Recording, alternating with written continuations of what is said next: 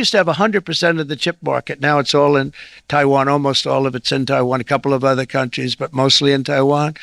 And think of it, we had 100%. We lost it because of people in that office that didn't do their job. They allowed it to be stolen from us. Thank you very much. Thank you. Nice crowd. What a good-looking group of people. Well, we have some very, very good news today, and a lot of good things are happening for our country. Please sit down. My fellow Americans, this is Liberation Day. Waiting for a long time. April 2nd, 2025 will forever be remembered as the day American industry was reborn, the day America's destiny was reclaimed, and the day that we began to make America wealthy again. Going to make it wealthy, good and wealthy. For decades, our country has been looted, pillaged, raped, and plundered by nations near and far, both friend and foe alike.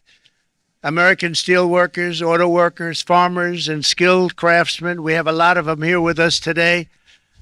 They really suffered gravely. They watched in anguish as foreign leaders have stolen our jobs, foreign cheaters have ransacked our factories, and foreign scavengers have torn apart our once beautiful American dream. We had an American dream that you don't hear so much about. You did 4 years ago, and you are now, but you don't too often, and for many years and decades even, you didn't hear too much about. Our country and its taxpayers have been ripped off for more than 50 years, but it is not going to happen anymore. It's not going to happen. In a few moments, I will sign a historic executive order instituting reciprocal tariffs on countries throughout the world. Reciprocal, that means they do it to us and we do it to them. Very simple. Can't get any simpler than that. This is one of the most important days, in my opinion, in American history. It's our declaration of economic independence. For years, hardworking American citizens were forced to sit on the sidelines as other nations got rich and powerful, much of it at our expense. But now it's our turn to prosper, and in so doing, use trillions and trillions of dollars to reduce our taxes and pay down our national debt, and it'll all happen very quickly. With today's action, we are finally going to be able to make America great again, greater than ever before. Jobs and factories will come roaring back into our country, and you see it happening already.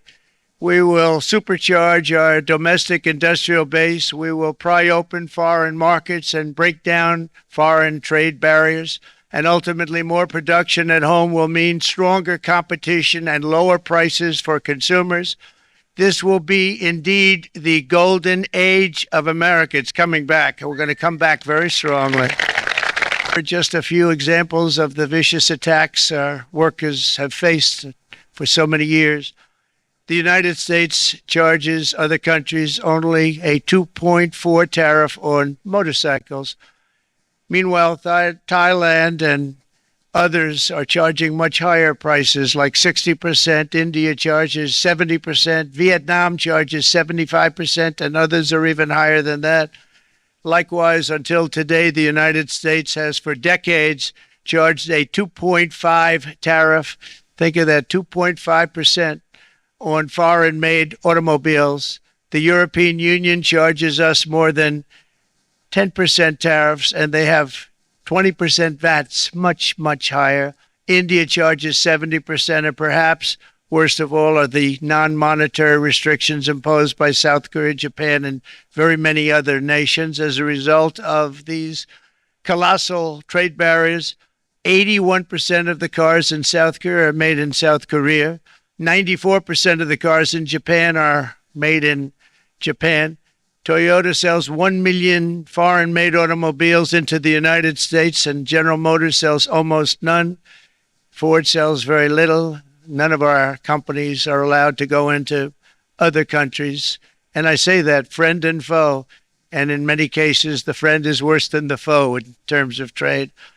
But such horrendous imbalances have devastated our industrial base and put our national security at risk. I don't blame these other countries at all for this calamity. I blame former presidents and past leaders who weren't doing their job. They let it happen, and they let it happen to an extent that nobody can even believe. That's why, effective at midnight, we will impose a 25% tariff on all foreign-made automobiles.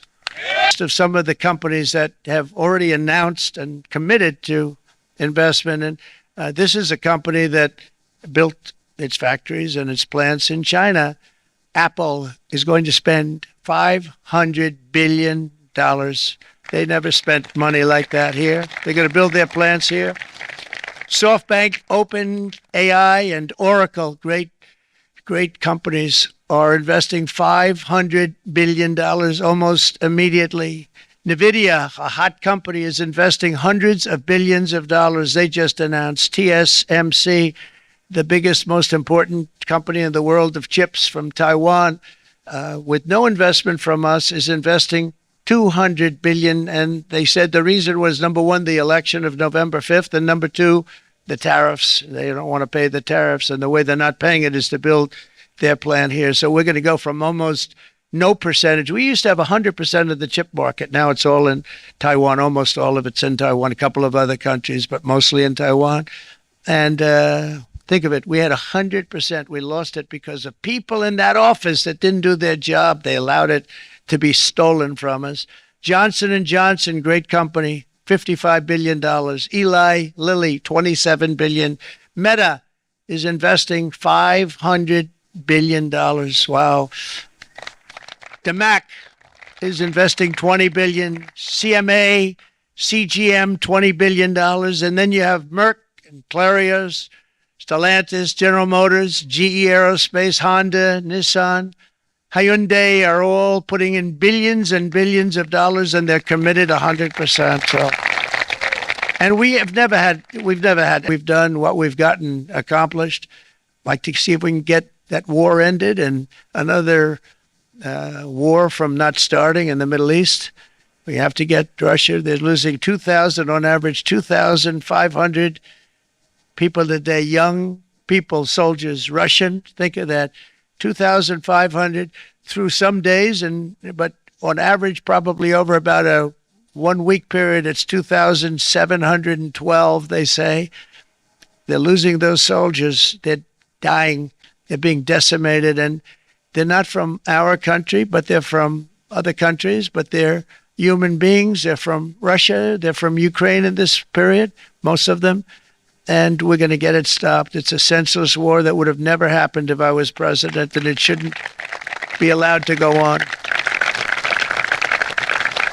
And I think we're being given good cooperation by Russia and by Ukraine, but we have to get it stopped. It's humanity.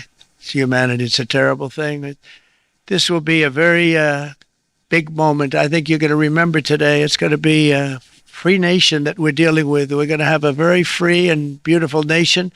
It's going to be Liberation Day in America, and it's going to be a day that hopefully you're going to look back in years to come and you're going to say, you know, he was right. This has turned out to be one of the most important days in the history of our country.